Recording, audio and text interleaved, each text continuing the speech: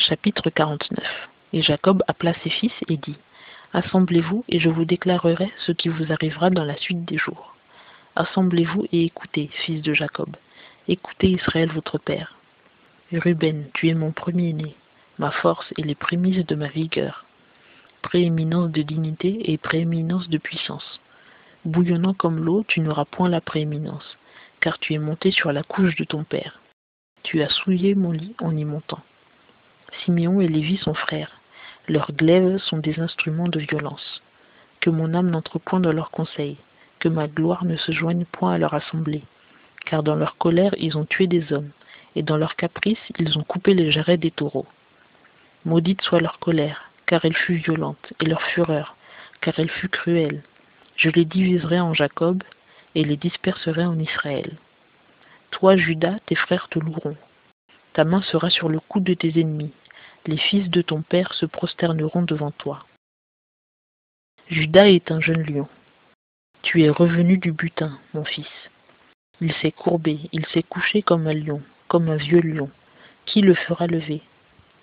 Le sceptre ne s'écartera point de Juda, ni le bâton de législateur d'entre ses pieds, jusqu'à ce que vienne le silo. Entre parenthèses, repos pacificateur. À lui l'obéissance des peuples. Il attache à la vigne son ânon, et au cep choisi le petit de son ânesse. Il lavera son vêtement dans le vin, et son manteau dans le sang des raisins. Il a les yeux brillants de vin et les dents blanches de lait. Zabulon habitera au rivage des mers. Il sera au rivage des navires, et sa côte s'étendra vers Sidon. Issachar est un âne robuste couché entre les barres des étables. Il a vu que le repos était bon, et que le pays était délicieux. Et il a baissé son épaule pour porter, et s'est assujetti aux tribus. Dan jugera son peuple, comme l'une des tribus d'Israël. Que Dan soit un serpent sur le chemin, un séraste dans le sentier, mordant les pâturons de cheval, et celui qui le monte tombe à la renverse. J'ai attendu ton salut, ô Éternel. Gad, des troupes l'attaqueront, mais lui, il attaquera leur arrière-garde. D'Asser viendra le pain savoureux, et il fournira les délices royales. Nephtali est une biche élancée, il prononce d'élégantes paroles. Joseph est le rameau d'un arbre fertile, le rameau d'un arbre fertile près d'une source. Ses branches ont couvert la muraille. Des archers l'ont harcelé, lui ont lancé des traits et l'ont attaqué. Mais son arc est demeuré ferme, et ses bras et ses mains ont été renforcés par les mains du puissant de Jacob, du lieu où réside le berger, le rocher d'Israël. C'est l'ouvrage du Dieu de ton père qui t'aidera, et du Tout-Puissant qui te bénira, des bénédictions des cieux en haut, des bénédictions de l'abîme qui repose en bas, des bénédictions des mamelles et du sein maternel.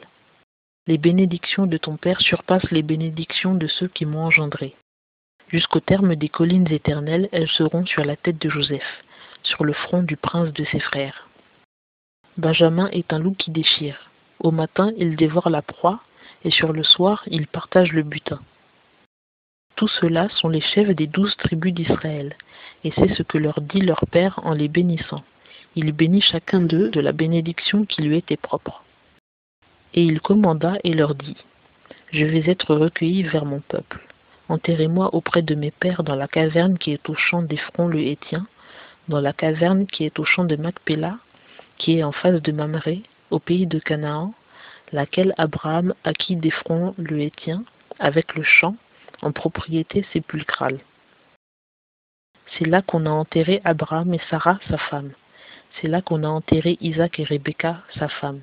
Et c'est là que j'ai enterré Léa. L'acquisition du champ et de la caverne qui y est a été faite des enfants de Heth.